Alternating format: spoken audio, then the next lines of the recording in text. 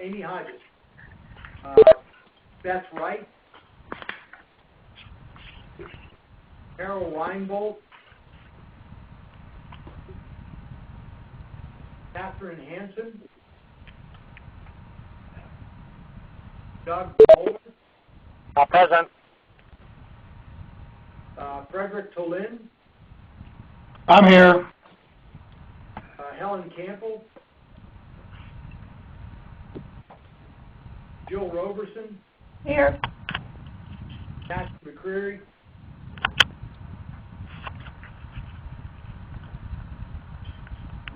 Kathy McCreary. Kim Davis.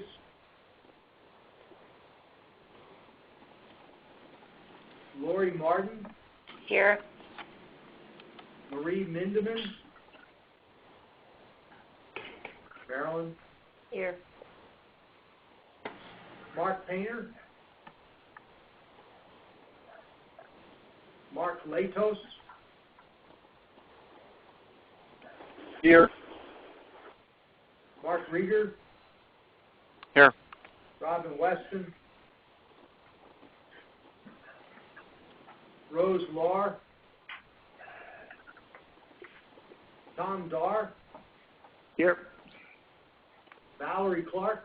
Here. Wendy Healy. Here.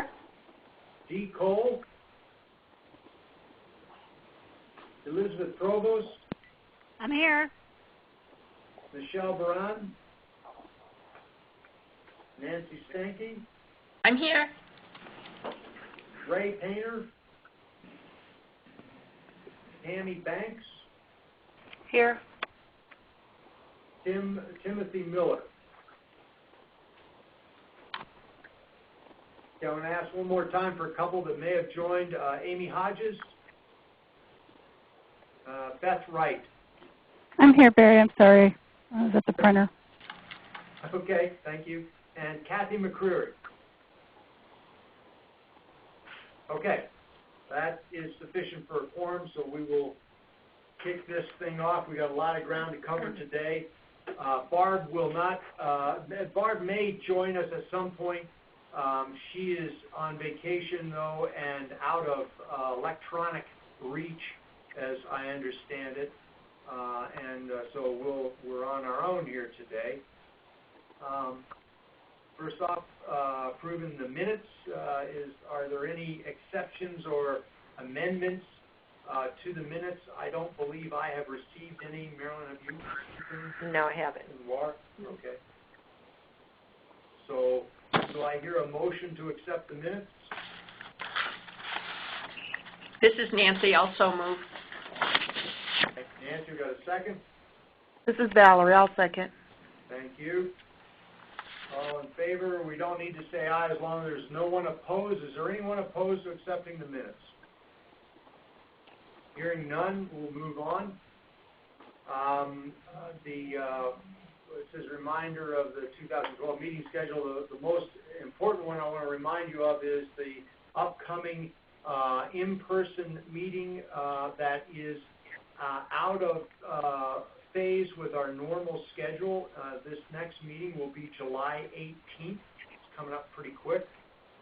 Here in Denver, it will be at the University Physician Facility again, and out near I-225, where we have met a number of times. And so that's coming up Wednesday, July 18th, and hopefully you'll be making plans to be in town for that. That's a very important meeting. There's a lot of things going on, a lot of things in flux that we hope to be able to deal with at that meeting. Having taken care of that, we just have someone join. Yeah, this is Mark Painter. Hi, Mark. Thank you. So having taken care of that, we'll move on to our items for May 23rd. Excuse me. Our conflict of interest statements were to have been received by this point. I know Laura has received about 15 of them, and so there are some outstanding ones at this point. and we're looking for those. That's going to get important here going forward here pretty quickly.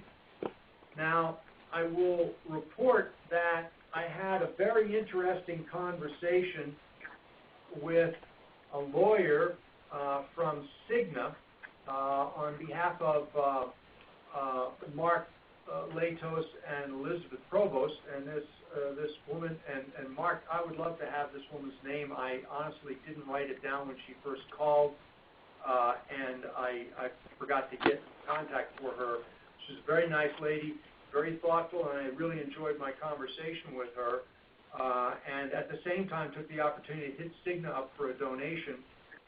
That didn't get very far, but she did make an interesting observation, and I want to just address this because I think it probably took our guidelines in a way broader scope than I believe they're meant to take. And so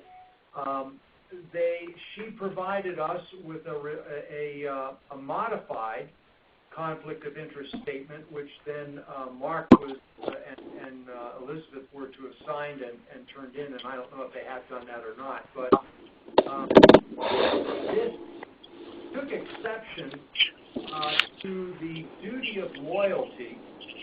That our guidelines suggest that your duty of loyalty is to the task force, and certainly that is meant to be the case, and this really is on the guidelines on page 3 of our guidelines for the conflict of interest. It says under conflicts of interest, identification of potential and actual conflicts. This is about in the top third of page 3, and it begins, each task force member has a duty of loyalty to the task force and must avoid conflicts of interest. I believe, and I have not gone off and asked for a legal opinion on this, but I believe that the scope of that has to do with the fact that your duty of loyalty is to identify whether or not you have conflicts of interest. I don't believe that the anticipation of that writing is that you would have a duty of loyalty to the task force that would be greater than your duty of loyalty to your individual employer. The duty of loyalty we're talking about here is to take the responsibility to identify if you have a conflict of interest. Cigna felt more comfortable adding wording to our conflict of interest statement. I haven't had a lawyer review what the wording they added, but in effect it was simply to say that the first duty of loyalty that a Cigna employee has is to Cigna, but it goes on to very clearly delineate that Cigna employees would be expected to operate in good faith with respect to the task force and identify their potential conflicts of interest, which they have. So I don't know if those of you who have not turned in this conflict of interest, if it's hung up in your legal department still, we've certainly seen these returned from large corporations already, so I don't know that this is something that's uniform across all large corporations. But we'd like to get these things pulled in, and if you need to have someone speak with you about what the scope of that duty of loyalty is meant to get at, we'd be glad to do that, but I don't want to have to spend money on lawyers unnecessarily.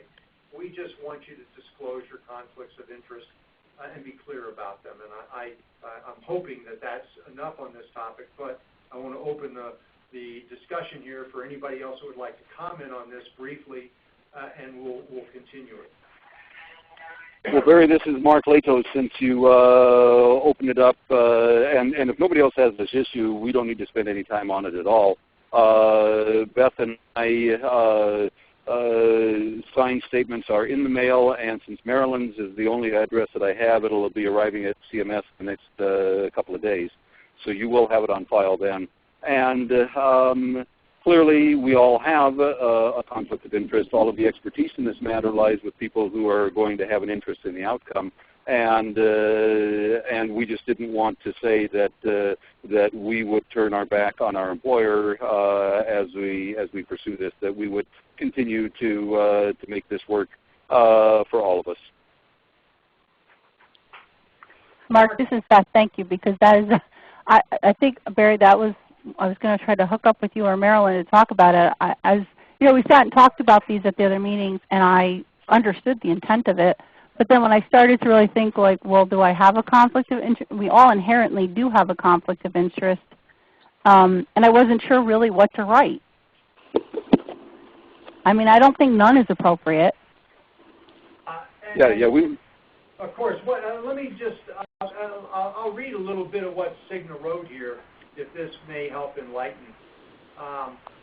As an employee of Cigna and as a result of Cigna having relationships with one or more vendors that will be bidding on the RFP that will be issued by the task force, a conflict of interest as defined by the policy may exist. The above serves to disclose such potential conflict of interest. That's what Cigna wrote. That seems to be pretty rational to me. And when we actually are deliberating, we'll have to look at what we're deliberating on, and then the guidelines kind of give us some guidance on how to treat this as we go forward, depending on what we're deliberating on. I like that. Can I copy it? Just Cigna. If you'd like, what we could do is I can put this, well, I'll tell you what, with the minutes, we will have Laura send out a copy of Cigna's signed, or well, it's not signed. We'll just send out the amended conflict of interest statement that Cigna offered us for your consideration. I was just joking. I can come up with my own, but I liked it. Okay, excuse me. Thank you. I think it'd be a conflict of interest to take theirs.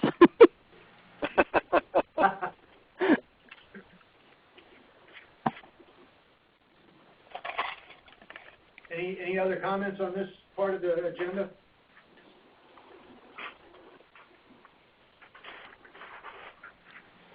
Okay.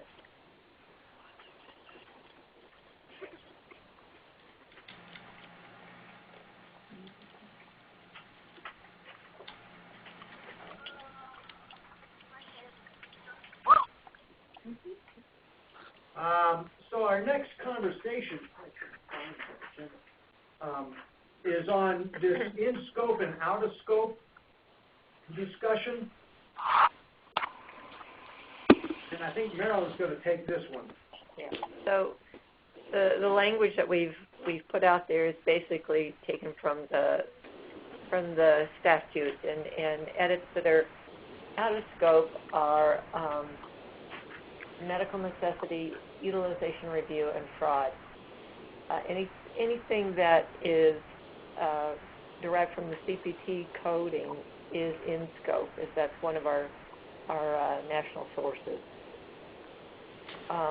What started this discussion was when we started looking at the CPT description of new patients, and we've kind of worked through that a little bit more in the edit committee, and we can talk about it some more there. But the definition of new patient offered, and I don't know if it was definition so much as the clarification that we had gotten, the additional information we got from CPT. But it kind of brought up the fact that not all payers may be able in their current system configuration to handle some of the edits we might come up with. And what does that really mean to us in terms of, well, they're kind of tied together. Well, okay, so I'll stop about the in-scope and out-of-scope and see if we have any questions or comments on in-scope, out-of-scope at this point. We wrote a sentence, and actually we have Barb to thank for this, that Marilyn has up on the screen now. And basically we're asking for consensus around this paragraph. Actually, it's a couple sentences. Does anybody have any problem with that simple statement? It's just a restatement of what the statute really tells us.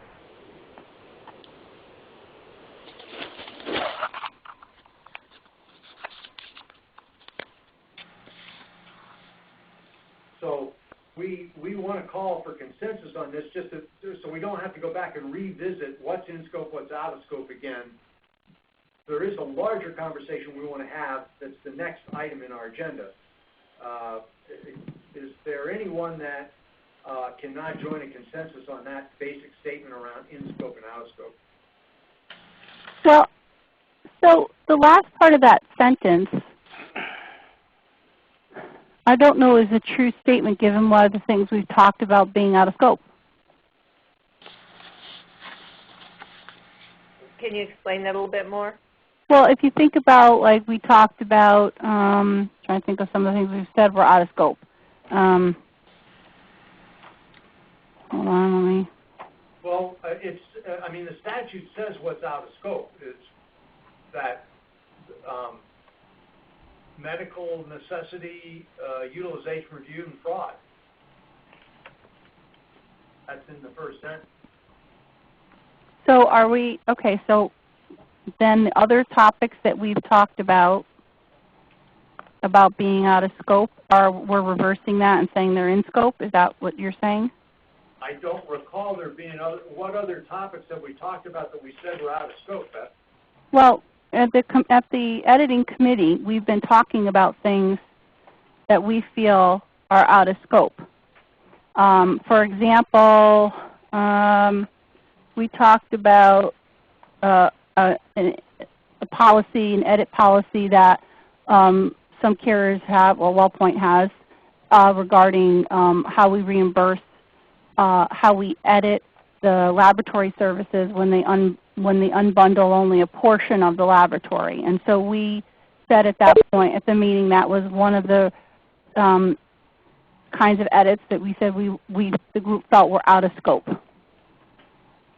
To me, that's a code and that's an edit. So that last part of the sentence saying if there's a CPT code and a related edit to it, then it's in scope, changes what our recommendations are. So this really has to do with payment. Right. That's why we said it was out of scope. But the consolidation of those codes into it, I just want to, I guess I need to go back over one of the things we keep saying are out of scope and seeing if that matches what we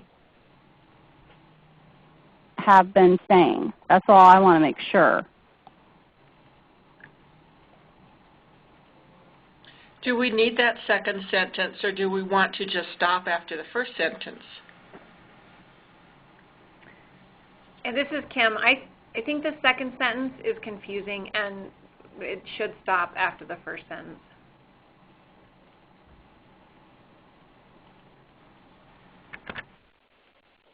Does that answer the question, Beth? Well, I think the sentence is confusing and that should go, but then if you look at what you have for the first sentence, then you'd have to look at the things. I guess what we need to do is sort of look at the things that we've said are out of scope and see whether or not those fall into those three categories: medical necessity, utilization review, and fraud. And if they don't, then you're saying they're in scope. So a lot of the edits we looked at had to do with the Medicaid benefits. Right. Driving that payment to the correct benefit. Right. I think that exclusion fits in this definition then. Right. Thank you, Nancy. That's one of the other examples. Right. I mean, I think we inherently all said, hey, those are benefit things. They shouldn't be in, right? Nobody was even thinking those would even be remotely part of the scope. Yeah. So either we just have to create a broader definition of what's out of scope, or then if those are really the three things, only three things you can go for, then we have to go back over all those ones we've talked about and expand our scope. This is Lori Martin. I hate to interrupt. I just have to step away from my desk for a minute, but I'll be back in just a few. I just don't want a consensus call. I'll hurry. So, Barry, we've always said that we weren't intending to affect contracted amounts. payment amount. Right. And how do we add that to this out-of-scope definition? Well, the statute is clear on what's out of scope, I think. I think the problem arises in this reference to CPT codes. We are working hard to have uniform edits around CPT codes, and I do not sit in that edit subcommittee, and so I'm sorry to say I'm not up to speed with this particular conversation. I think I understand well enough to understand your hesitancy, Beth, on this, and the confusion that potentially causes. We can't really change the statute language. It's a matter of how we interpret the statute language, I think, more for what's in scope than what's out of scope. Right. But I think what we were thinking was we were going to be voting on, so I thought one of the recommendations at a prior meeting was that we would create, in addition to maybe this kind of definition, that we would create an Excel spreadsheet, and every one of the topics that we've ever talked about as being out of scope, that we would put them on there, document them as being voted on as being out of scope, and maybe give our logic why we feel it's out of scope, and go from there. And I certainly support that. So how would you like to proceed with this statement? Well, sometimes I almost think you have to work backwards. Like you look at everything that you have, and then you kind of create the definition from the kind of categories of things that you've decided, like reimbursement, like benefits, and then maybe add those onto them.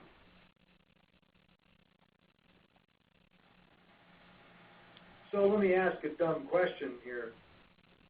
We were trying to answer a question for the task force on in-scope, out-of-scope, and it partly arose out of the question around new patient.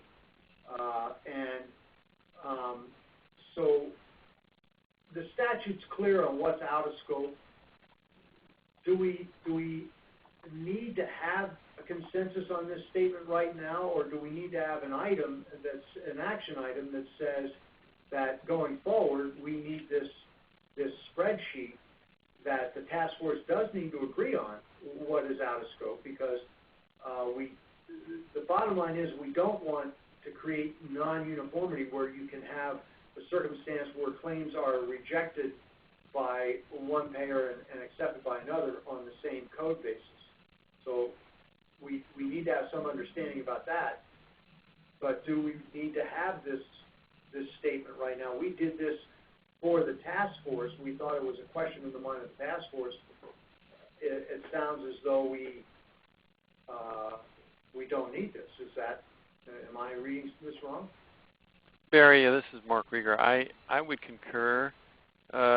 Since the primary work product for the task force is what we would call a positive table, meaning it says what you need to do, not what you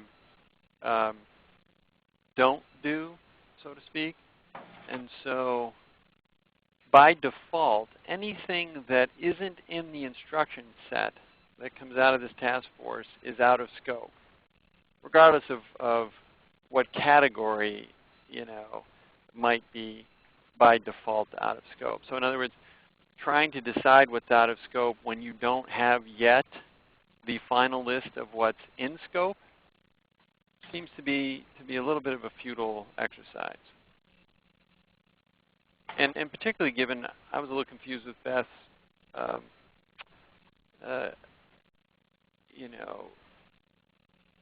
bundling example there, because I wasn't sure whether that was like an exception to an in-scope rule or an out-of-scope discussion, right? But my guess is once the lab bundling logic is agreed to, whatever's in scope, then the context for the exceptions will become easier to deal with. So my recommendation is not to worry about defining out of scope when we have yet to define in scope. In other words, we should have what's in scope first, and then say we're all comfortable with that, and therefore anything that isn't covered by this rule set was not intended to be dealt with. And as long as no other behavior conflicts with that rule set, and I think that's the understanding that you can't behave in a way that's counter to the final rule set. Right. You're right, Mark. These are items that as we go through them, they become apparent that they're not included. We're not striking things out that are actually included in the statute. They're these, topics that are not covered. All right. So I am of a mind to table this call for consensus for now, in that we haven't done enough of the work yet to identify the boundaries of this. I think for those who ask that we do something with this language, is there anyone that has a problem with just tabling this at this point until we have more knowledge of good descriptions of other things that are out of scope beyond what the statute already says?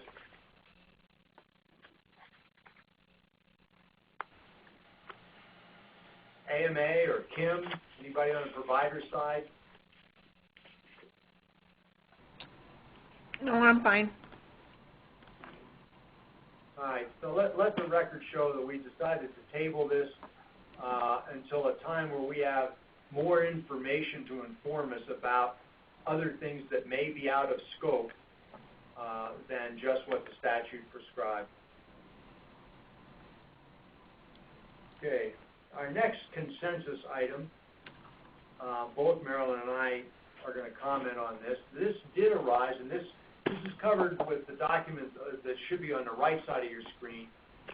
Now, this arose out of our conversation around a new patient and around some limitations that some payers have in identifying and tracking specific physicians, and arose the question,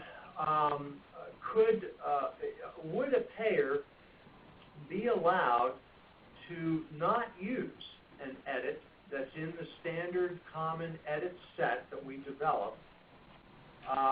And there's a visceral reaction to this that becomes non-uniform, and uniformity is part of the name of the act that we have. But as we really look at this question thoughtfully and objectively, we begin to ask ourselves if the perfect could be the enemy of the good here.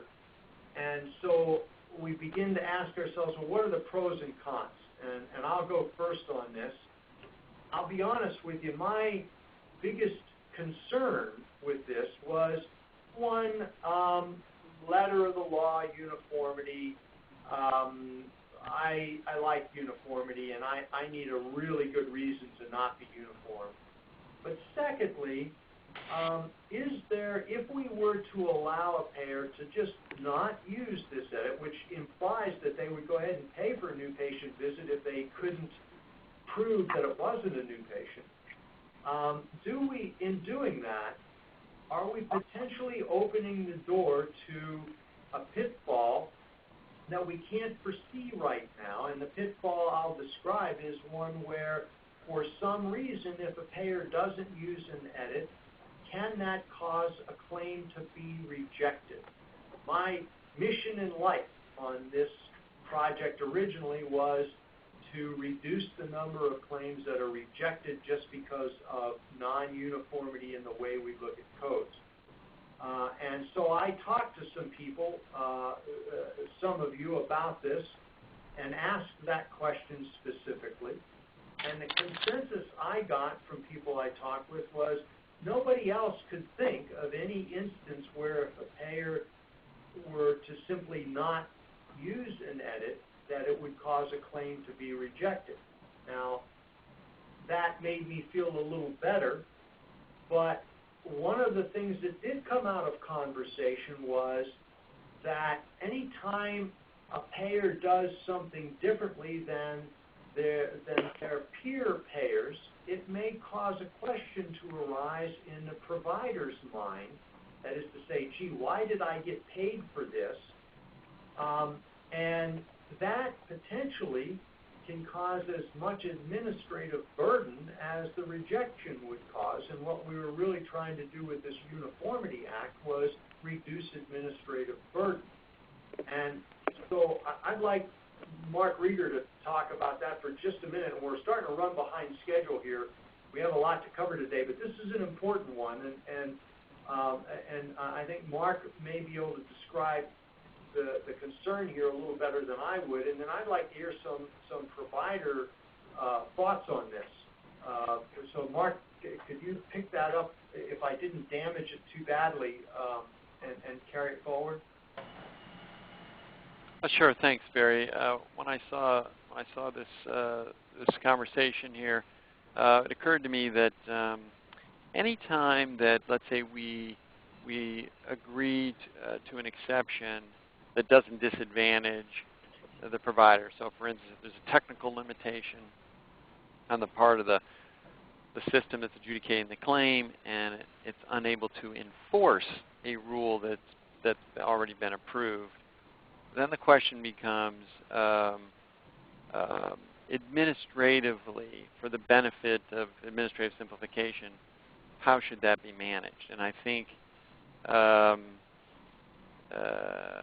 certainly in our world every day, we have plenty of exceptions to rules, concepts that we maintain regularly. And I think my recommendation would be, I think we, in principle, probably have to establish the ability to allow for an exception on the side of not being able to enforce a rule, either for technical limitations or for policy reasons.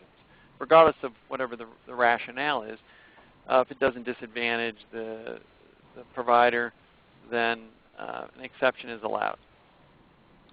However, just as importantly, because the provider has to know every case where there's an exception, otherwise it'll be viewed as, well, for purposes of discussion, an overpayment, right?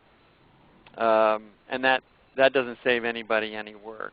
And so whatever format the rule is put in, my recommendation to the group would be the same format is used for the exception table, and it would be a requirement of any system that's implementing the rule set to disclose the exception table essentially in the required format, which would essentially be identical to the positive rule. This would be the exception rule. And those would have to be, essentially, they become integrated into the rule set. So there's a payer-specific, perhaps, exception table that's integrated into the rule set.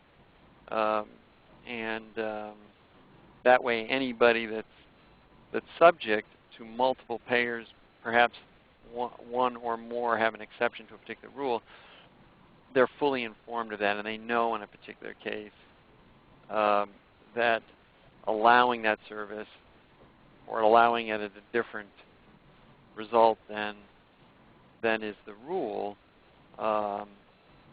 is known, and that way it can be automated as well. So there's no need to try to answer the question why. It was part of the rule set.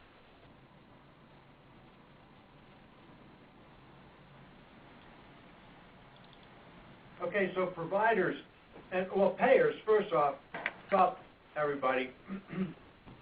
Mark has described a scenario where, number one, ultimately would say, okay, under some conditions, for a specific edit, we would allow a payer to not enforce it or to not enable it, but for that payer would then be obliged to identify that to the provider that was receiving the reimbursement.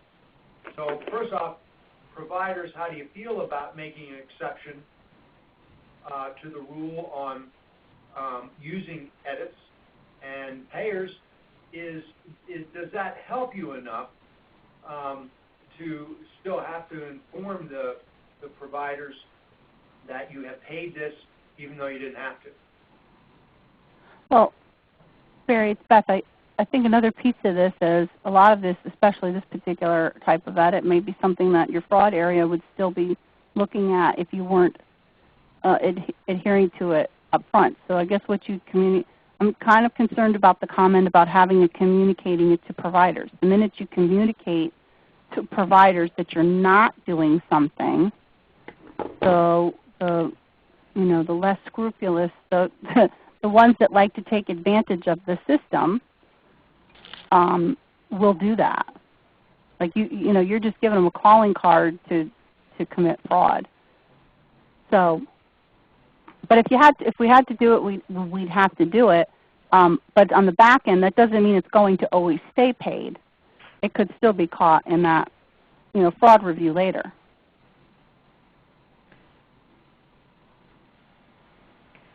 Fair observation.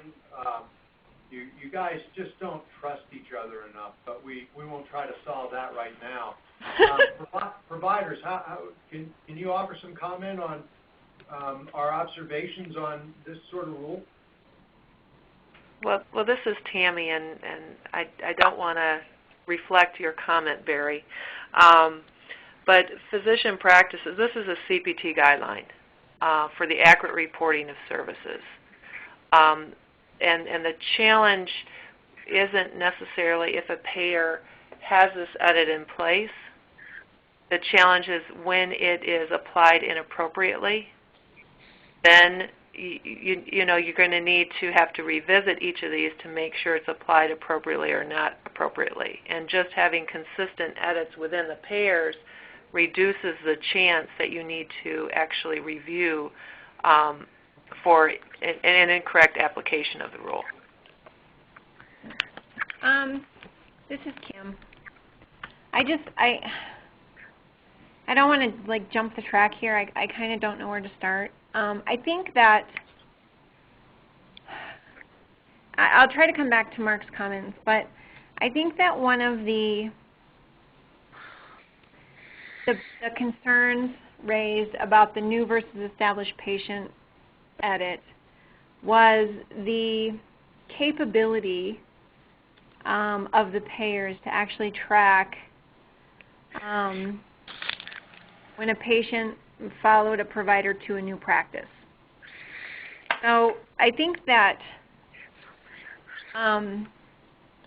adding that parameter to the rule creates complication and cost on the payer side, and it, quite frankly, I think would be widely disputed by providers because the records are likely not at the new practice. So a lot of rework is going to need to be done when a provider transfers practices if a patient follows that provider. So I think that adding this parameter adds a lot of confusion, cost, risk that we wouldn't get a significant amount of pushback. And I'm not sure. I think that the new versus established patient edit, the way that it is broadly applied right now, which is just pretty much just the 3-year rule, same specialty, subspecialty, is probably sufficient to accomplish the goals of both sides. I just think that we could beat this to death, and quite frankly, that parameter adds a lot of complexity, and it's going to add, I think, a lot of contention to the edit. I don't think that, as far as broadcasting whether or not you applied an edit. I don't think providers spend a lot of energy trying to determine whether you accurately paid them or not. They spend a lot of that energy determining whether you accurately denied them or not. So, you know, I don't really have strong feelings either way about that. I don't think it's probably necessary, but So, Kim, this is Beth. I would ask, so let me ask you this. So, I do agree with the whole, you know, taking the doctor moving thing off the shelf, because that's really not part of the definition, although that's the AMA's interpretation. But what are your feelings if a payer can only do, say, just the same physician, and you can't look at, see that you know, the added change this year with the subspecialty language poses a lot of problems. so I think that's a great question, because a lot of payers can't assign, Medicare, for example, can't assign a subspecialty to a physician extender. Right. So if you can't assign a subspecialty to a physician extender, you have no way to know whether or not They are the same. that provider is the same subspecialty or not. And so if you cannot completely make the determination required by the edit, maybe you should not be required to apply the edit. But what if you could apply to just the same physician? I mean, I know I have claims where the same physician can send me a new patient visit every month for the same patient. You would be crazy not to apply it to the same physician, right? Right. Because they don't pay close enough attention for you not to at least have that part of the edit.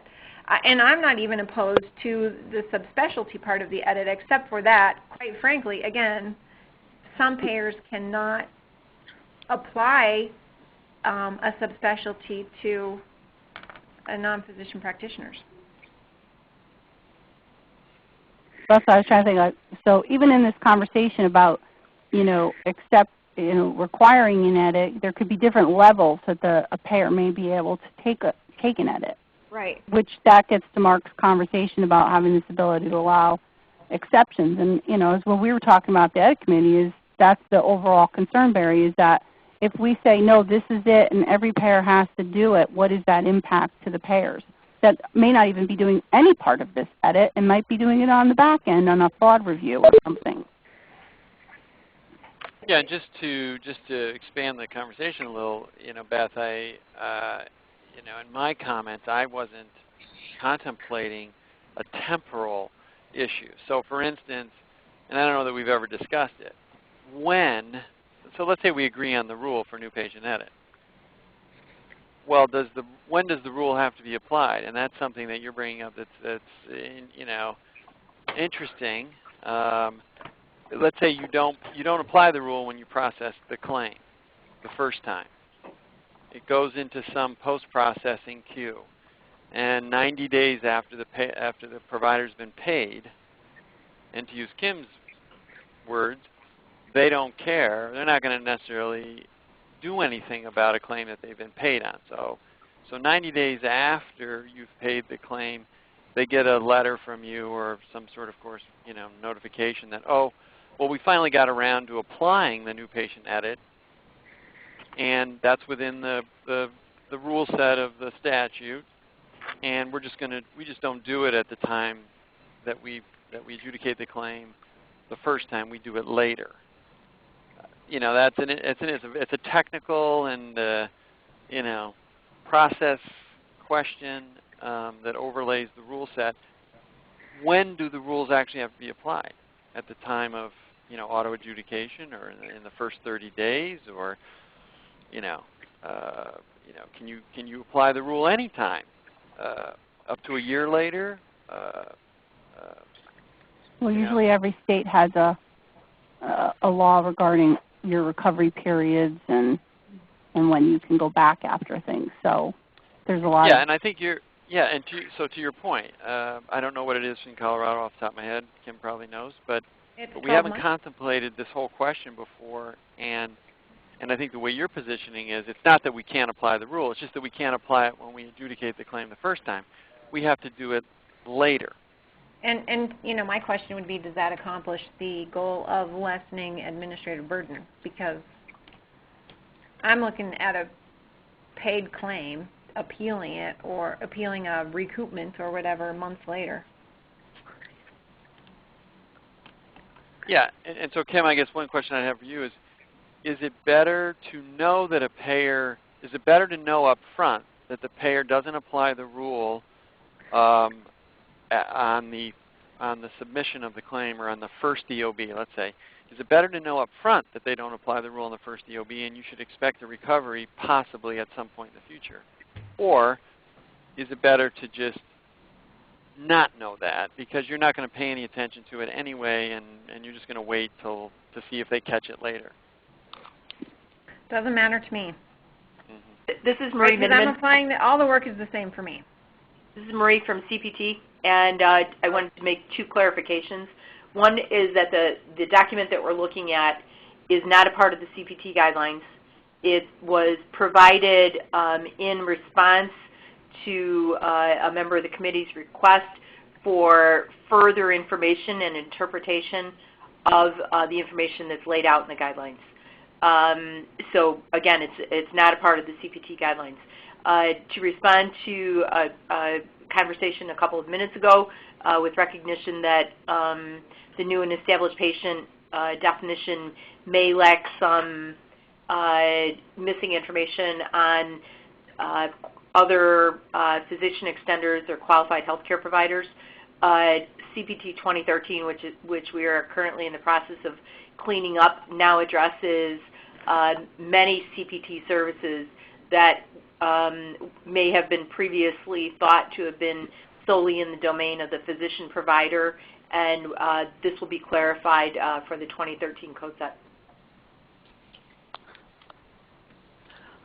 This is Wendy. I had a comment just as far as some of the things that Mark was saying. Coming from a coding compliance background that all the physicians are really supposed to be putting into and putting together coding compliances, it's very important for them to be able to identify early when they've had an overpayment from an insurance carrier, and as part of the coding compliance that the billers and the insurance AR folks and denial management folks are supposed to be processing a refund for overpayments at the time that they receive the overpayment. Since Medicare does that and Medicaid does that, that is something that most coding compliance programs put into the physicians' offices that I've worked with.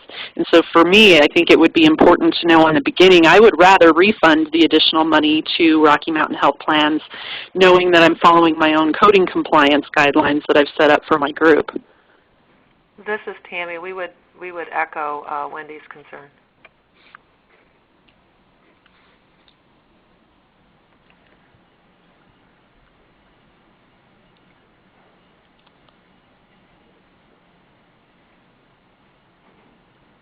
Okay, this is Barry. This has been an interesting discussion. I don't know where we've ended up here.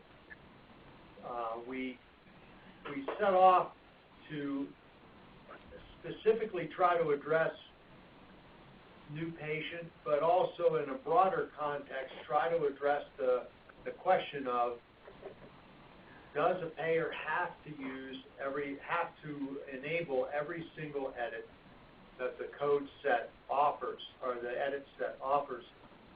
And I don't hear a consensus here, I don't think. So let's run at this a little bit more. We don't want to run out of time just on this topic, but I think this potentially could get to be an important topic later. I'd like to hear from the providers one more time, and maybe if somebody can try to help me hear a consensus, if there is one for providers. Do you, on this particular edit, never mind a broader context for a moment, on this particular edit, do you object if the payer doesn't exercise it? Can I ask Marilyn, you're a provider. Go ahead. Because I think the discussion about whether this happens up front or after somebody has actually looked at it, because it can't be handled through the system, is an important one, because, and it also ties to Wendy's discussion. We publish what the edit is.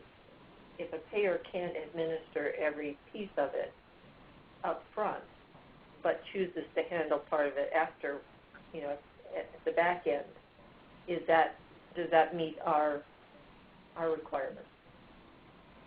I don't think the statute ever addressed. No, the statute doesn't say it has to all be done up front. Right, with that degree of granularity, I think the statute doesn't care as long as it's done. And so if that's the approach we take, it's like we define what the edits are, and we publish that information to the providers and the payers, and how it gets administered is not in our purview, whether it's automated or manual. as long as it meets the state requirements on time limits.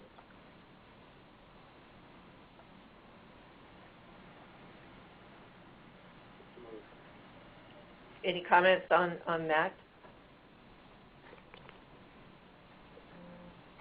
Again, I would just reiterate what I said, is that if that does not accomplish the goal of administrative simplification, just because that's expensive on everybody's part.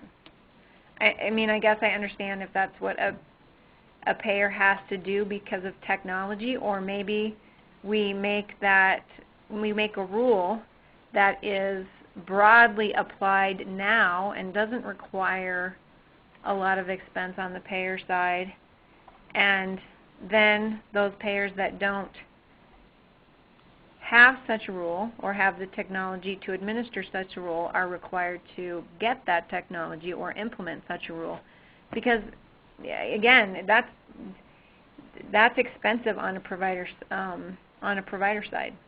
And we can talk about compliance, we can talk about what they're required to do, but quite frankly, they're not paid enough to staff an office to make sure that insurance carriers are playing by all the rules. Marilyn, I imagine you know that better than anybody. They don't have the money to hire an audit staff to make sure that WellPoint or United or anybody didn't accidentally pay a new patient that was an established patient. No, and I guess I'm getting back to Wendy and Tammy's point is we've got the CPT definition, and the reality is when you're billing a code, you're supposed to understand what the definition is. Marilyn, this is Tammy, and I just have one question, I think more for the payers, for my edification.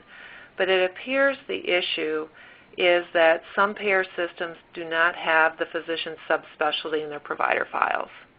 And so if that is the issue, and if it's not, please correct me, there's a bigger issue here than this edit. Because I know that there's audits that are occurring on physicians of different subspecialty that if the subspecialty would be known, the audits would not be, the audits wouldn't occur because they're in the norm for their subspecialty but not for their specialty. So I would ask any payer that we know who does not have this in their system to really look at this from an ROI perspective and see across the whole gamut of audits, is this type of limitation in their system affordable as we move forward?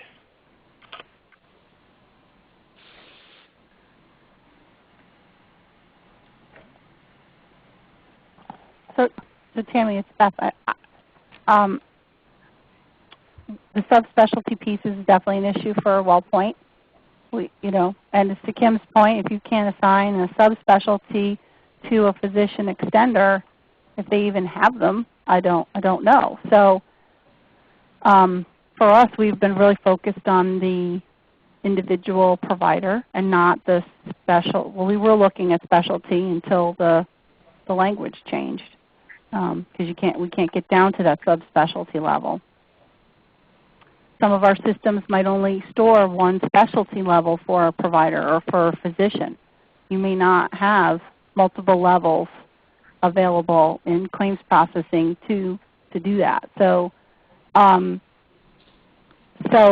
what I've heard from at our edit call at our edit committee call is that there's folks that don't have any part of this edit in. So I think it's a spectrum from folks that don't have the technology in place today to do any part of this particular edit to folks that are doing parts of it.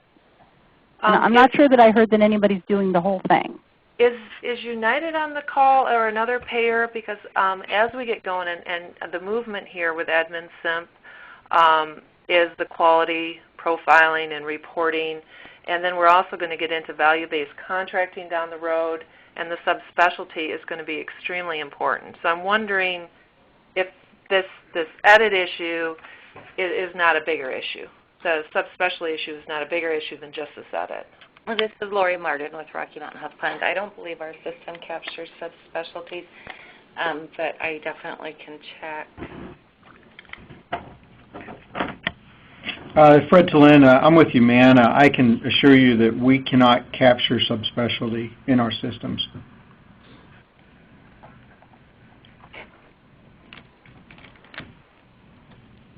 What do you guys mean by subspecialty? Because maybe my definition is different than the groups. Or capture specialty. Multiple specialties. Yeah. And Tammy, from a CPT perspective, one of the examples we use when we get that question is the example of the patient going to see the cardiologist, who then refers the patient over to, say, the cardiothoracic surgeon or something like that, or the electrophysiologist. And I sort of also interpreted it, Marie, this is Beth, as this is just the way we were thinking of it. If you are an internal med doc, but you have a subspecialty in cardiology and another one in your practice has a subspecialty in gastro, they're first primarily listed with us as an internal medicine PCP doc, but they have these subspecialties in That's a good whatever. example. Thanks. So am I right? Is that the same? That's the way you think of it too? I just want to make sure I'm even on the same page. Yeah, that sounds right to me, Beth. Okay, thank you. So this is Mark. I have just a question, technical question. I'm somewhat familiar with the NPI database, which is kind of what we use to assign specialty. As you know, the NPI database allows for, gosh, I don't know, up to 7, 8, 10, something like that, specialty types, but it's the same NPI. And I'm just trying to think on the 837 claim how a doctor identifies, in addition to their NPI, which subspecialty type they're billing under. So just from a technical standpoint, Isn't it taxonomy or no? It's not their taxonomy? Well, there is a field in the 837 for taxonomy, but today I think our data shows that fewer than 10% of claims providers are populating the taxonomy code. Oh. Now, and Kim, to your point, one of the things we also see is we see NPI numbers that list taxonomies that are not in the NPI database. So there's partly a data integrity question, but I'm just from a pure practical standpoint, it's one thing to say in plain English what the intent of the new patient rule is. So for instance, if on Monday I was a internal medicine doc and on Tuesday I'm a GI doc, and that patient is really new to me as a GI doc, but not as an internal medicine doc, if I understand the way you're describing the rule, that requires that I identify for that encounter the exact taxonomy that I'm providing services under. And we haven't really contemplated in any of our rules yet, sort of syntactical compliance, which is what this is about. Like, how does the doctor actually identify to the payer that they're behaving under a certain taxonomy, which is how this rule gets applied. So I don't know from a payer standpoint if you're using the taxonomy field in the 837. This is Marilyn. Do the payers, most of the payers just use how you've got the doctor loaded on your provider ID file? Right. Yes. Yeah. Yes. I did confirm that we use facets. We do have the capability of capturing a secondary specialty, but I don't know that we do that. The physicians I've looked up, we do not capture a secondary specialty, although we do have the ability.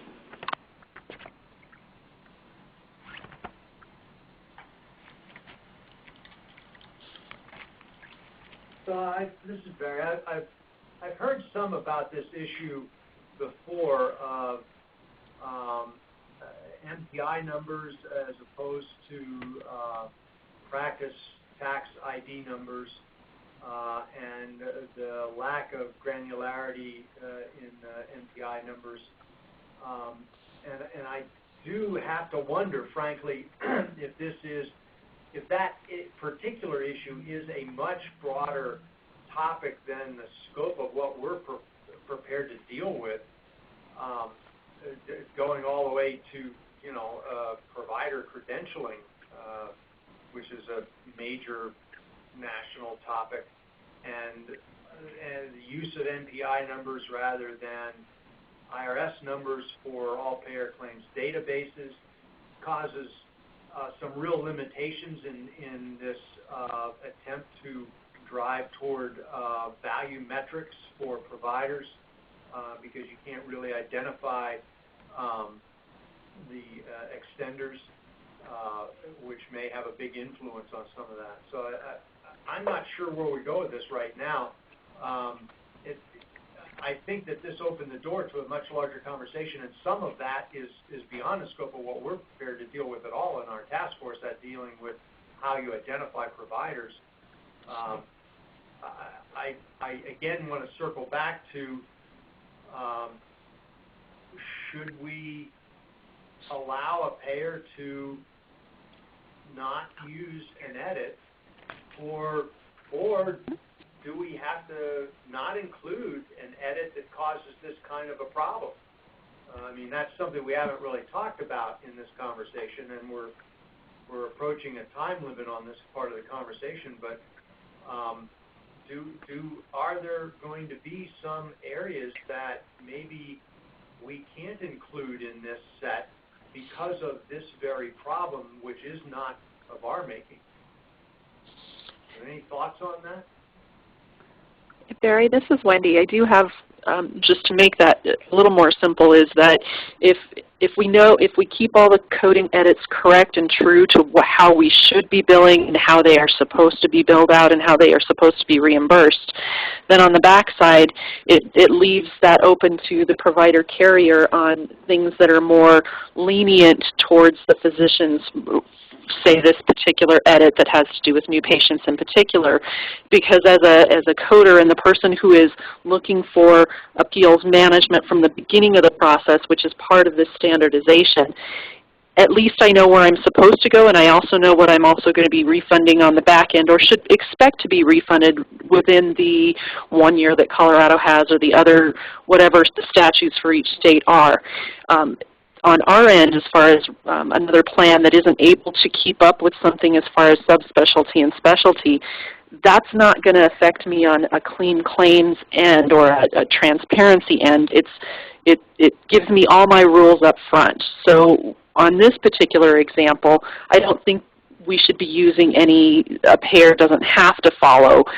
But when they don't follow those rules, then there's already something set out in the statutes on how you deal with providers that aren't following the rules.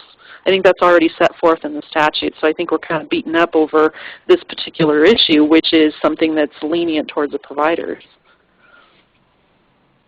And I think that Tom's statement, I wish I could remember exactly how he said it at one of our editing committee meetings, but Tom's position was that the intent of the statute was that no one deny something to a provider using an edit that's not consistent. But if someone should pay for it, that's not really spelled out in the statute. Agreed. That's exactly where we started, Beth, is Right. that we want to make sure that we don't open the door to a circumstance where a claim is denied or rejected because an edit isn't used. And we want all claims to be accepted as legitimate, correctly coded claims. Whether or not you pay them is different. So the other part of it, though, is the uniformity. And right.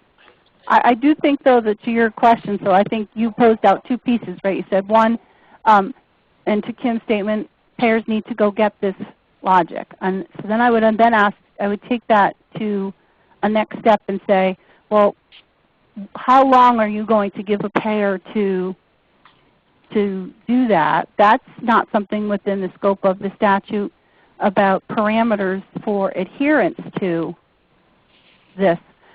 Well, we do. I mean, it's a year for for-profit payers and 2 years for not-for-profit payers. Yeah, it's in there.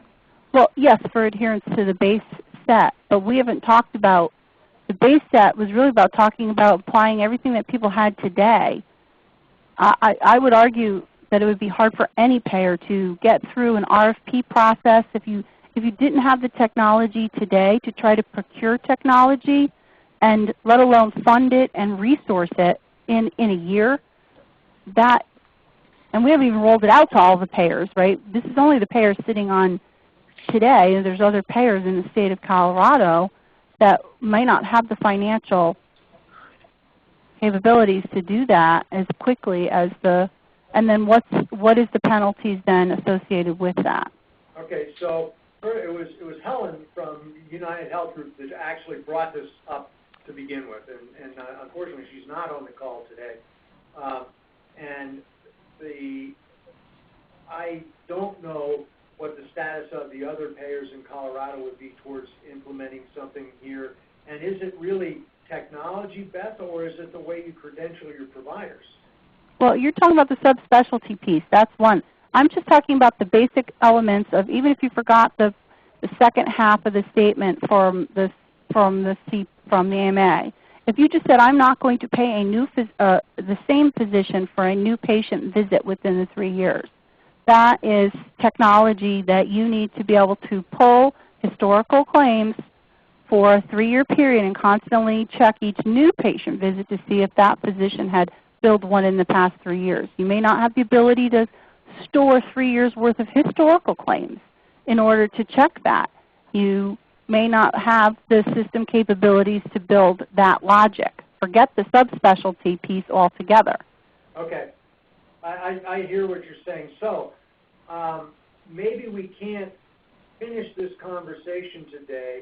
I will refer back to something that I have before, and that is we write a report that recommends how implementation occurs. If you read the statute again, where it talks about implementation, we describe how implementation occurs. Now, we say the base set occurs or the complete set occurs within a year or 2 years, depending on the status of the payer.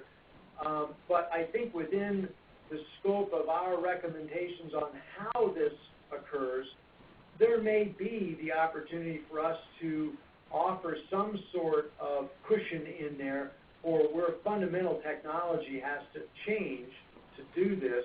I think we've got to be awfully careful of that. I don't want to hear that fundamental technology has to change on every single little point, because I frankly don't believe that. But I can see where there's instances here, and I did understand Helen's challenge the other day on this. I could see where they may not have had the technology in place to do parts of this, and where that has to occur, I'm inclined to think that we could make some sort of variance on our recommendation. One of the things that we originally said to the legislature and we agreed with the payers on was that the implementing of the uniform edit set was less painless than many other things because edits change all the time. You're updating edits all the time. This is just a new set that you're putting in. So there the implication is fundamental technology is not changing. I think if you're changing fundamental technology, I think we'll have to address that, frankly. But I think we're going to have a longer conversation about it than what we can afford here today. I agree, because I think this particular edit is very easy to edit to understand and very supportable by CPT. We might have other topics that we have added to the discussion that payers may not be able to enforce that are more complicated than this. So I think this was just like the opening doorway to getting getting the group to have some consensus on whether or not we're going to just say, if we define it as an edit, every payer has to take it, and you'll have to do it by X. And or the second piece is then we come up, or the flip side is we come back with every payer, as long as you don't do something different than this, you don't, deny it for a different reason, and you didn't account for that, then you could ignore the edit. That's where we have, we need that basic decision in order for all of the other out-of-scope topics that we've, or in-scope topics that we've talked about that payers may not have today. And do you think we should add the third choice in terms of if this is the actual definition, if a payer cannot administer it all automated, they have the option of administering it post-payment? Well, I think that's already given in the fact that we talk about fraud review. I mean, every provider's contract has I'm sure has a clause regarding the ability to audit for fraud. Fraud. Right. This is Mark. We were talking earlier about fraud being out of scope and defined as out of scope because we're going to define what's in scope. And so I'm a little concerned about, it sounds like we're going back and commingling. Like if I can't apply an edit that's in the approved rule set, it is now considered eligible for my fraud process. Yeah. And I'm a little bit uncomfortable with that leap. Well, Mark, and I'm not making it for all of the ones. This is inappropriate billing. Right? So if I can't catch it up front, and this is clearly a CPT guideline statement, if the provider hasn't done it, I have the right to recoup that on post-payment review, audit review. So I'm not going to say that for every, so there might be another edit type that maybe another carrier has that I don't have, that might, that maybe I can't administer. But that doesn't mean that I would necessarily say that's a fraud review. But this is clear. Yeah, I guess my recommendation would be not to commingle the terms because I think we've kind of already established the difference between fraud and correct coding. Now, if we're just going to assume that the doctor miscoded. Right, it's more abuse. I mean, fraud is a very strong word. It's an abuse. So, but I think it's relevant because we're trying to define this as this is not a, at least I don't believe that this rule set is an anti-fraud, although it has an underlying, we all understand it has an underlying element about it, but it's a rule set, and the question is, rather than saying if you can't apply the rule on the day you process the claim, you get to apply it under the fraud prevention clause. I think that while that's probably on its face technically correct, I think it's just not a helpful way to talk about it. And again, I think it's a big question, Barry, in my view, that needs to be dealt with. Forget about new patient. It doesn't matter exactly which rule we're talking about. For any of the rules, there's a temporal component here that I believe needs to be addressed. But And does then- the statute say these have to be pre-adjudication edits? I mean, Right. is it, if they can, I mean, don't get me wrong, I'm not backtracking because I hate getting recoups and adjustment requests, and that's so expensive. But realistically, I don't think that the statute says that these are all pre-adjudication edits. It No. says you can have an edit, and this is what your edits should, these are the parameters your edit should follow. Right, whether you do it at the beginning or you do it afterward. Right. And that's Well, what I would Kim, say. just pre-adjudication, are you talking about the provider's pre-adjudication or the payer's adjudication? I mean, when the payer gets your claim and they can't apply the rule on the day they process the claim, Uh-huh. but they can apply it at some point in the future. It seems to me that that this group has an obligation to itself and to the marketplace to talk about what's a reasonable exception to, what are the limits within which you must apply the rule? Because a lot of what we're trying to accomplish here is expectation, right? Management of expectation. The payer expects to see a claim coded in a certain way. The only reason these rules exist is because they see a claim that isn't coded the way it should be. And so we have a rule set. The payer applies the rule set and informs the provider that the claim wasn't coded correctly. My question is should there be some expectation as to when that information gets passed back to the provider? Well, And it's statute. There's already a statute for that, Mark. Yeah, I mean, I don't think that we can, don't get me wrong, I do not love the idea of going back and touching a paid claim. However, right, with eligibility and, I mean, we do that all the time, right? Eligibility records aren't perfect. They're never going to be perfect. So 6 months later, I end up having to give money back for somebody who's moved 3 times, and I'm never, ever going to get paid. That's the way life is. So again, I'm just looking for, I think that this edit is appropriate, and I think that we need to look for a way to apply it. And I'm just not sure that we're necessarily bound to it being a prepayment edit. Yeah, this is Tammy, and I disagree in regards to having the ability to do this post-adjudication. I think that goes counter to what this code edit set is about. And I would pose a question to the group. If an edit cannot be operationalized, should it even be in the code set? Now, I'm not arguing the legitimacy of this issue. My only question is, do we need to go to a different forum to figure out how to operationalize this type of edit?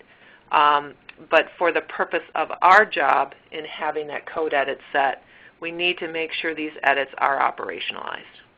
And from a CPT coding perspective, as I stated before, this discussion is about an item that is not in the CPT code guidelines, so it is not a part of the CPT, what we're calling the black and white edits. It's not in print. It's an interpretation. And Marie, you're only referring to your statement regarding the provider moving. Correct. Right. But we're talking about the whole thing. Right. And I Right. don't have a problem with that. Okay. I just want to make sure. Yeah, and I think, Tammy, to your point, I do think it's important, particularly where we have cross-claim edits, where there are technical requirements, because it's easy to say, okay, if it's the same claim edit and all the information is syntactically present in the claim, it's not administratively difficult to apply that. But when we get into an esoteric edit like this, I think Tammy's point is a good one, and that is, in some of these, we owe it to ourselves to discuss the syntax that is used to apply the rule.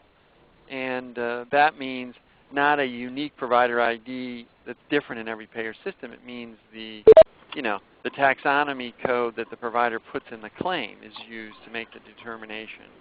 And the taxonomy code must be one that the provider has registered in the NPI database. That's something that is information that's available to everybody. It's syntactically correct. Every payer can apply the rule the same way.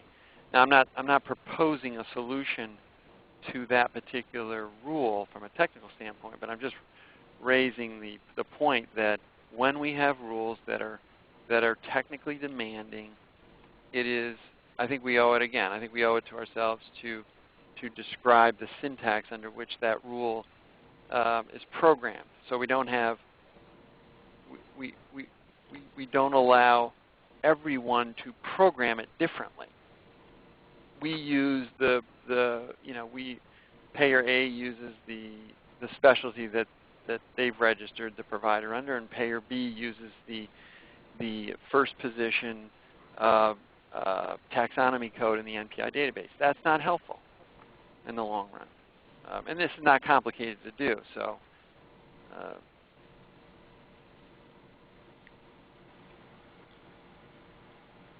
Okay. So Barry, are we going to have another meeting on this, or how are we going to proceed with this, getting to this consensus?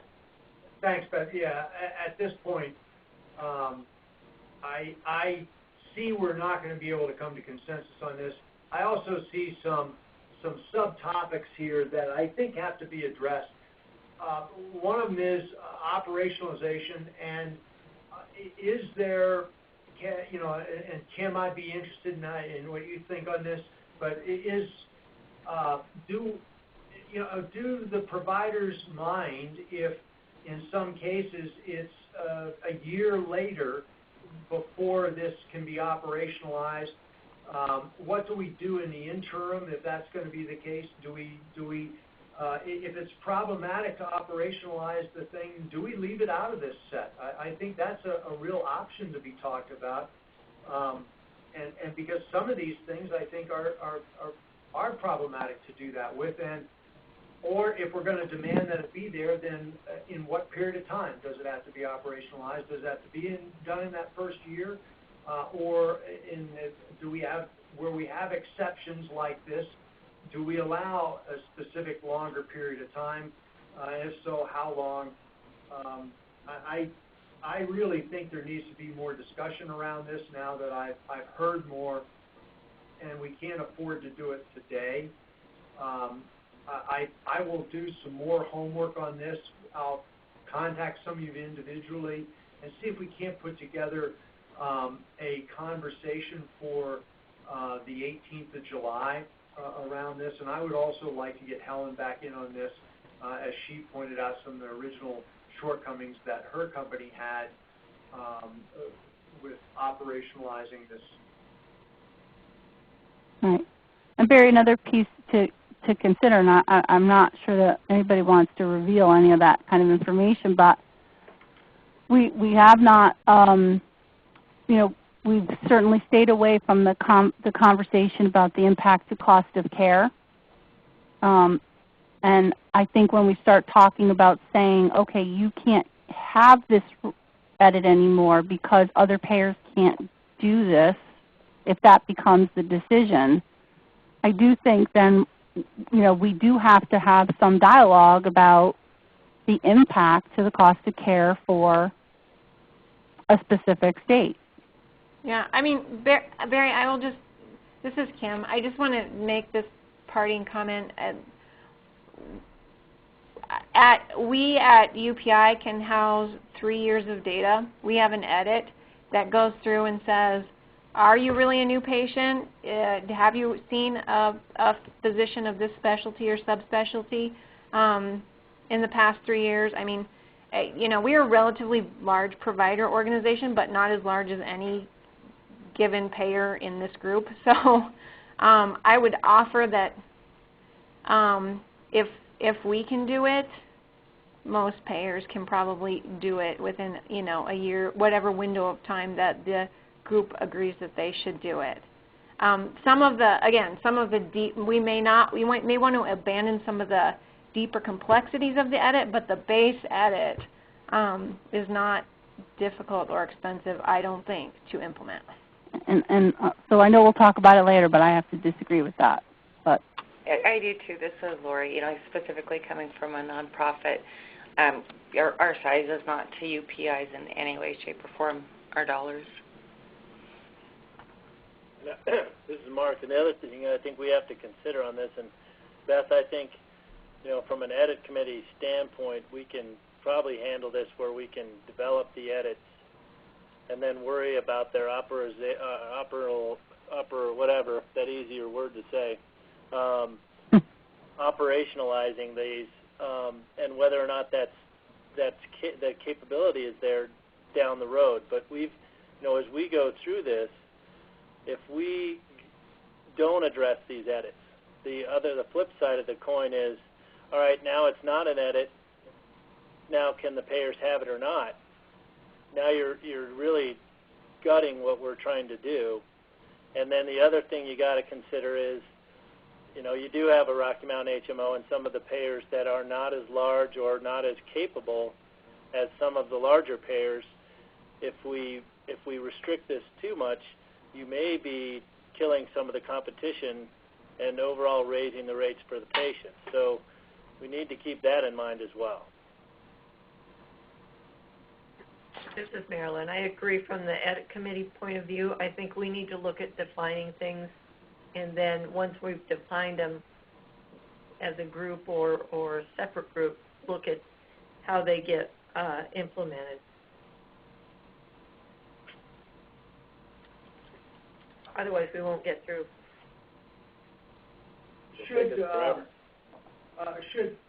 Should we begin I'm thinking about the DSR committee, and I think a topic for the DSR committee, although they're going to have a full plate soon, but there's no reason not to have as full a plate as the edit committee, is to begin a conversation around our recommendations for implementation.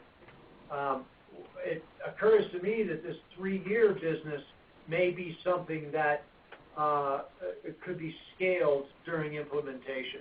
And I don't want to go further into that conversation today. There's a lot of other stuff that we're going to talk about here today that I think we better get on to.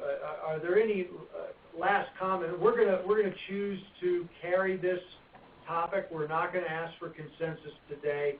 And I'm going to contact a few of you, and I can tell you right now that Helen, Beth, and Kim can expect a call from me and be prepared to talk about this a little bit more along with some others. And Doug Moeller, if you're still on the line, I'd like to have a conversation with you around the difficulty of software upgrades as well, and to get a sense of scope when we have to change a piece of technology, how big of a thing that is.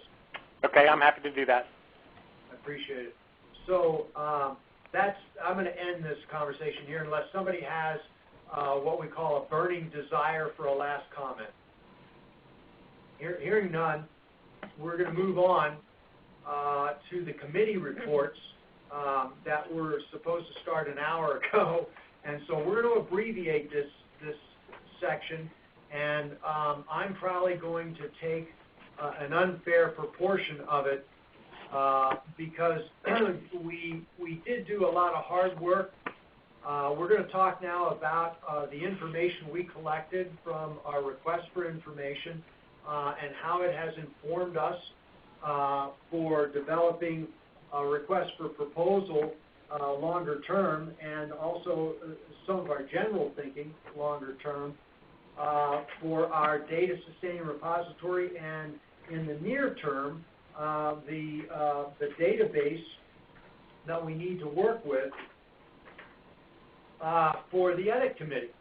And so we've got at the very bottom of this thing, and near the bottom of the first page of it, we tried to lay out some topics that this came to inform us about, and we'll try to talk about some of that.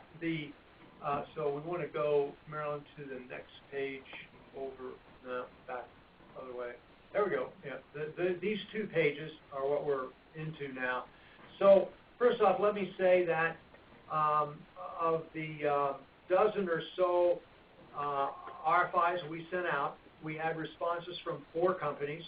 Those detailed responses, and they are detailed, dozens of pages in many cases, are at the website under the DSR committee page, in the password protected area committee page. For those of you that would like to take the time to go through these in detail, and I want to say to those of you who are involved in these that are on the call today, we appreciate the degree of detail that you put into this effort. We learned a lot, and it gave us a lot of perspective. One of the things that shocked me up front was the time that it would actually take to implement these things. I guess I was naive, or I didn't know exactly what I was asking for, but I had no idea that we were looking at time frames. The shortest are 6 months to bring this thing up to speed.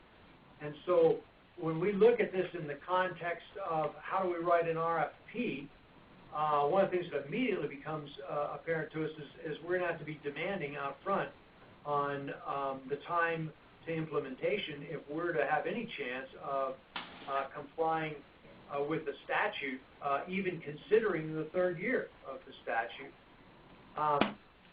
So that was one of the things that was that I learned about, or we learned about. And let me say, Kim Davis and Mark Painter both also read all the detail of all 4 proposals that we received along with me, and we began to develop a spreadsheet early on of our what we thought was important to carry forward in being informed and about this process. And then subsequent to that, Val Clark and Wendy Healy in the DSR committee also participated in the second round of consideration of these proposals. No one that wrote a proposal was involved in the consideration of what we learned, although they obviously contributed to what we have to learn here. And we did not use the third-party consulting firm to do this workup of this information, and that was purely a budgetary consideration on my part. So as we look down through some of the suggested RFP criteria, we see that price is something that we've got to be conscious of, and I'll talk more about that when we get to the funding discussion in that part of my report. But timing is just as important as price in this process. We had one vendor that did not quote software as a service, SaaS, and I was, as I reflected on this, I believe that software as a service is probably something that we really would prefer, and I'd be very interested to hear some responses or thoughts from some of the software people or anybody on that. But I think that we don't want to be stuck with some unique piece of software. That we're not in the business of wanting to buy software. License fees are something we're going to have to be considerate of, more so in the long-term data sustainer repository, I think, than in our initial exercise here in phase 1. And there are miscellaneous fees that I did come across, and they're not shown here, but in some cases, some vendors want additional money to construct certain kinds of edits in the database. Others don't. And so here again in RFP, I think we're going to be very specific to make sure we had that delineated, what we expect to pay for and what we don't expect to pay for. We need to be careful on the transition. It's whatever we start with, we don't want to create a great burden for a transition to the long-term data sustainer repository for the kickstart of that. That would be problematic. Now, I didn't see in most of these responses, and I know Kim and Mark Painter are both on the phone, and they should comment on this, but I didn't see, for the most part, that that would be a problem. I will say that in terms of the startup, it appeared, and here again we're back to timing, and particularly the timing of our phase 1, which is of the principal focus right now, that what the vendor had already in place in terms of software and how that architecture aligned with what we need to do was going to be important. From a high-level point of view, we could say, well, we don't care.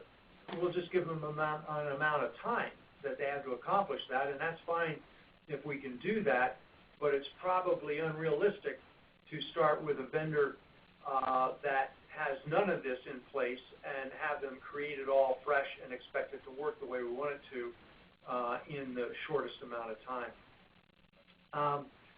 I think that we also learned from these RFIs that some vendors really understand what we're doing better than others, and I think that we need to be thoughtful about how to pose our RFP in such a way that we see to it that the vendor has aboard the kind of knowledge base, and I'm not talking not necessarily their electronic knowledge base, I mean the actual knowledge of some of their employees to do this is going to be important.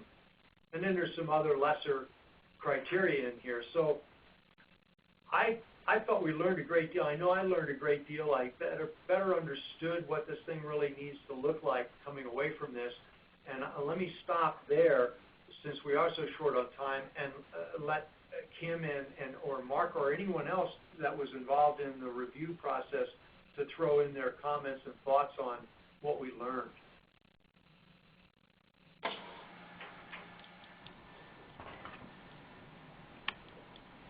Not everybody at once.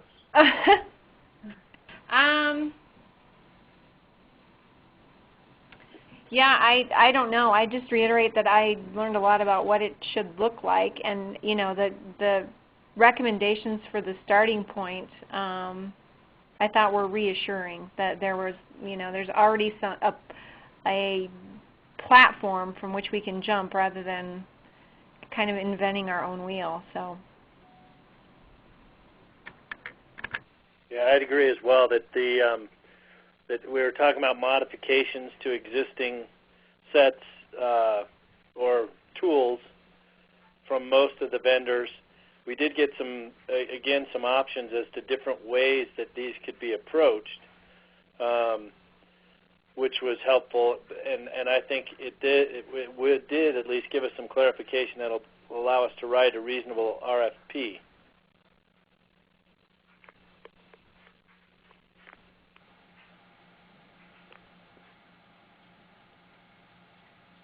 Val, you got anything to add? No, I don't, Barry.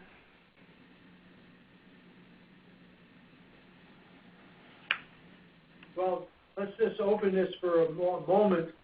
Anybody that would like to comment on what we produced here, this little small, and this is not meant to be anything comprehensive at all. This is meant to be a very high-level, brief overview of what we believe we learned to be important going through this process. Anybody that would like to comment, including the folks that, those of you on the phone that participated in writing these proposals. Or RFIs, I'm sorry. So this is Doug from McKesson. I think that it did bring some clarity to our team of how we might participate in the process. I think that software as a service does offer some clean startup options for the task force and allows them to continue to concentrate on some of the logistics around the content rather than devoting resources to infrastructure, et cetera, although we considered options in that direction as well. But I think everybody actually, it was quite beneficial to have the RFI step. Is Tom Dar still on the line?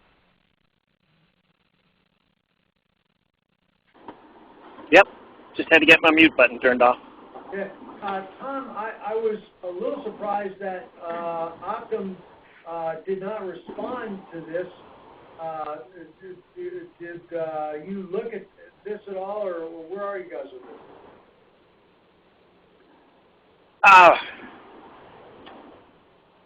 Yes, they did look at it, and I'm not sure I can. Not sure I have a good answer for you. Okay, but it wasn't. I guess what I'm looking for here is it's not something that Optum thought was crazy or couldn't be done, is it? Oh heavens, no. All right. The question was whether or not they were, whether they thought it was something they were going to pursue it as, because they think it's a bad idea. Okay. Well, in deference to time, we will, in the July meeting, we will be working earnestly on the parameters for an RFP, and I will ask to convene a subcommittee of people who are not going to be bidding on this to help in that process, and I'll be in touch to collect up people for that so that we can move this process forward, and I'll comment more on this as we get to the funding committee report. So that's all I have to report in the Data Sustained Repository Committee report. Val, do you have anything other than what the RFI stuff to report on? No, I don't. Okay. So then I guess, Beth, is there anything in the edit committee? Well, we've been working through the definitions list and been going with what we feel is in scope and out of scope, and our biggest conversation we have already started. So I think we've got some more things we'll be ready for consensus on definitions, but depending on where we land with the other topic might change our scope. And I don't know, Mark, is there anything else you want to add? Nope. I think you summed it up pretty well. We're plugging away. Okay, so you don't have anything to bring to us specifically to ask questions about or point out at this meeting? Well, I think we did have some definitions for discussion, but we only have a few minutes left, so I don't think we really wanted to dig into those. You want to at least highlight them for us? Because we do have it on the screen, and we can at least let everybody know what you're going to have, Right. Well, the one that's highlighted on the screen right now is the Global Surgery Days. One of the new edits that we were discussing was what happens, what some payers call a same-day edit, that the surgical procedure happens, the evaluation management service happens on the same day as a surgical procedure. And we had some conversation about the definition that we had today that had already approved for consensus on for global surgery that talked about pre and post, and not the services that occur on the same day as a surgical procedure. So we've amended our definition to include same day. The folks on the committee felt that we didn't need to have a different definition to support same day, and that it would work in this definition. So that's what we'd like to have consensus on. If we could get it right now in a matter of a couple minutes, that'd be great. If not, we would roll that over to the next meeting. Does anybody have an objection to that? Well, in that not everybody's on the call, Beth, I don't think we want to try to call for consensus. And I'm sorry, I would love to, but in that not everyone's on the call, not everyone would know that there was a call for consensus on that topic. So I think we'll have to hold that for our July meeting, but we can certainly bring it for consensus in the July meeting. Mhm. Yep. That's fine. And then, I'm sorry, I'm wrestling with double-sided paper. I hate double-sided paper. You know, I get the whole environmental thing, but I can't find where page 4 goes to page 5. And okay. So the next one that we'll be talking about for consensus is the add-on codes. We had spent time talking about the bilateral services and whether or not a bilateral applies, whether you can apply a bilateral reduction to certain codes, add-on codes. And our position at this point was moving it over to the comment field to say that we're going to follow whatever's on the Medicare fee schedule with the bilateral 50 indicator, and if it's on an add-on code, then it is. Marie, I know we sent you some codes to look at, and I don't know if you had the time to do that yet. I'm sorry, Beth. I must have missed those. I'll watch from. Okay. Do you need us to resend them, or? Sure, that'd be great. Thanks. Okay. Laura, do you have that email, or I mean I can dig it out, but. We can get it because there were others. We found some others. Oh, and you found some other ones too, right? Yep. Yeah, besides ones that Nancy had found. Okay. Let's see what else. So that's the conversation. It's not we're changing the definition. We just moved that piece over to the. Beth, can I ask one question? Mm-hmm. Why did you choose the MFSDB instead of the appendix in the CPT book, just for my edification? We were looking for, from a perspective of how to codify this for the DSR committee, so you can easily say if it's a value on the MFSDB, you can pull it from there. Since there's no automated list, I mean the appendix in CPT is just the add-on list. It's not whether or not it applies whether or not you can apply bilateral reduction to it. So we will be using the appendix to determine when something's an add-on, but you need the MFSDB to look at the bilateral piece. Does that make sense? Thank you. Appreciate it. No problem. The next one I think we had down on was the new patient, which we already started talking about today. Laboratory rebundling. Well, this was the hold on, I've lost my page again. This is one of the ones that we were deeming as out of scope. I sort of touched upon it before. So I think we should hold that laboratory rebundling until we get the answer about where we're going to be with what's in scope and out of scope. But go ahead.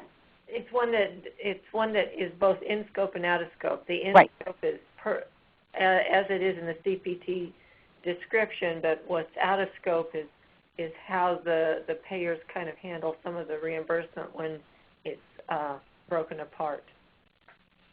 Right? Correct. Right. And the feeling at the committee level was that when you have a reimbursement strategy or methodology to pay for a certain service, even if all of the components were not available for billing, then that was deemed to be out of scope, that it was about the reimbursement methodology. Having all of the components available for billing and rolling that up to the appropriate bundled, appropriate lab panel code, it was deemed to be in scope. So Marilyn's right, we kind of separated out the two pieces. And so we need to talk more about that out of scope piece. Yeah. And then the next one on the list was same-day medical visit, which we've already talked about. That's where we've added the definition to the global surgery days, and so we'll vote on that next month. And then the last one that we would want to talk about for consensus at the future July meeting would be bundled services. So today and we hadn't got further than talking about what the definition is, but we said this definition is an edit that identifies when certain services and supplies are considered part of the overall care and should not be billed separately. And we gave as an example in our column, comment column, those that have a status indicator of B, as in boy, on the MFSDB. So we will want to talk about getting consensus on the definition. Okay, Beth, thank you. And I see where there's a lot of those definitions where you were ready for consensus today, and I have to just honestly admit I wasn't aware of it, and our agenda didn't show it correctly, or we would have cut off our discussion on other things earlier so as to bring consensus on those other items, and I apologize for that. No, it's okay. I think that other discussion, Barry, was much, actually for me, more important because I think it's going to lay the groundwork for the rest of the work that that committee is working on. So I found it a very good conversation.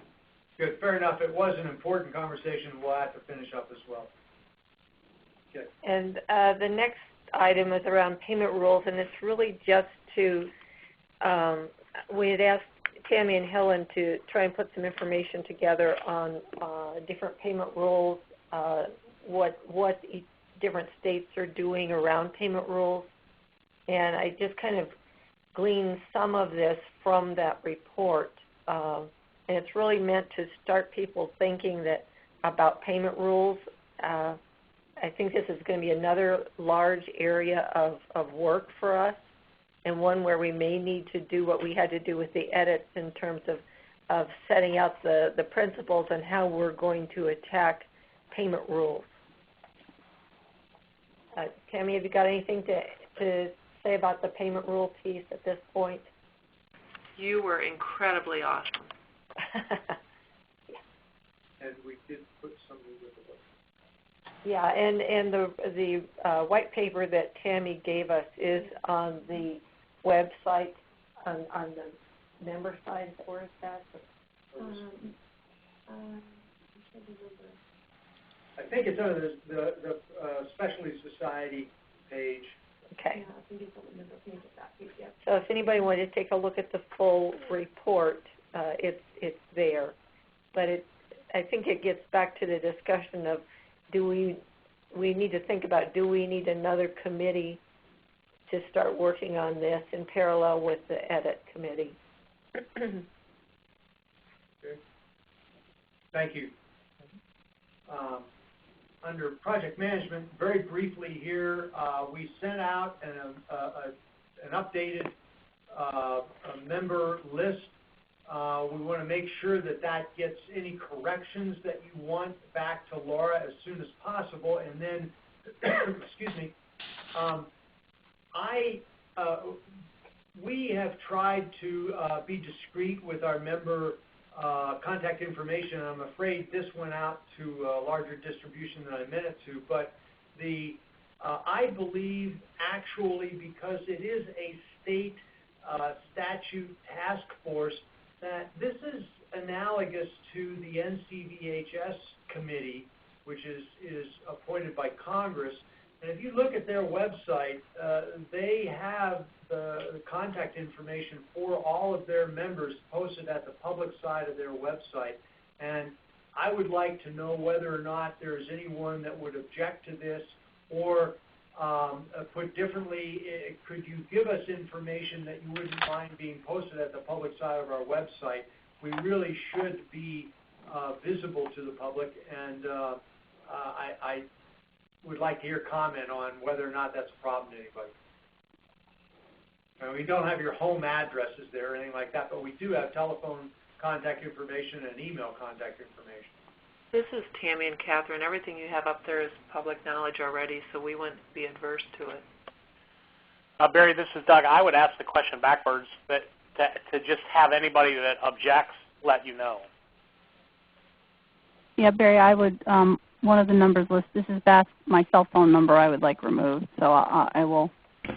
Yeah, as Fred, I would agree with that. I don't mind my office number, but certainly have an issue with somebody having my cell phone number. Likewise, Lori. Yeah, me too. Oops, I didn't see that. This is Tammy and Catherine. We would like that gone too, if you don't mind. No cell phone numbers, okay. Okay, so if we list only office numbers, which typically I believe are the top number, is there anything else we object to? Okay, we will make an amendment accordingly. We will keep a members-only list so that you can get a hold of each other as needed that does have that information on there, which was part of your application. But we will not put the cell phone numbers on the list that goes out into the public side of the website. And if anybody does get nuisance contacts that you believe come through that, let us know. We really don't want you to be bothered. At the same time, we do feel it is public information. The last thing I'll touch on here, because we're just about done, and before I get to the very last thing, I just want to bring up, I need a sponsor for the catering for the July 18th meeting. I'll come back to that in just a minute after I talk about where we are with funding. I have made an application to the Colorado Health Foundation for the next phase of our work, which would include funding for the third year of the task force. And we haven't formally made that commitment, but I think we have implicitly made the commitment that we need that third year because the national initiative is through with a complete set of edits for us to embed in ours, and consequently we've got to do that work, and that was what the third year was described for. In addition to making that application, I had a meeting with the three principal foundations in Colorado, the Rose Community Foundation, the Colorado Trust, and the Colorado Health Foundation. They facilitated a meeting where all three of them were there for Marilyn and I to go and make a pitch about the work of the task force. They were very gracious, and I'm going to share with you something that I want you to hear loud and clear. They support our work. They like what we're doing. They think it's important. However, they were very pointed in pointing out that they feel that the stakeholders at the table have not anteed up enough for the benefit that they get from the result of this work. They want to see more stakeholder engagement in the funding of this before they're going to participate in the third year funding. Specifically, they don't believe the Colorado Foundation should be purchasing technology. They're glad to help us to facilitate our meeting work with staff support, but they know none of the three foundations is willing to fund the database. And so we're going to have to talk more in detail about that in July. I want to stop with that and come back to the fact that all that said, we need a sponsor for the July catering. Is there anybody that can ante up for that now? Mark Rieger, I'm happy to sponsor the July. Someone doesn't have their thing on mute and is bubbling with their papers. I think Mark Rieger said he anteed up for this. Thank you, Mark. Nexus has previously funded catering, and we appreciate that very much. And we will take you up on it. So thank you. Beth sent me an email reminding me that she won't be at the July meeting, and neither will I. I will try and participate by phone, but I won't be at the meeting in July in person. Okay. Are there is there any other business? Can I add one quick thing? Marie, do you want to make a comment? And I just wanted to respond to Mark Painter's request to the Federation Outreach Task Force, if I may. Sure. Marie? Yes, Tammy. Sorry. You want to go ahead with yours first? Oh, no, go ahead. You explain what you're doing, and then I'll take on. Well, AMA has, we've prepared the black and white edits for the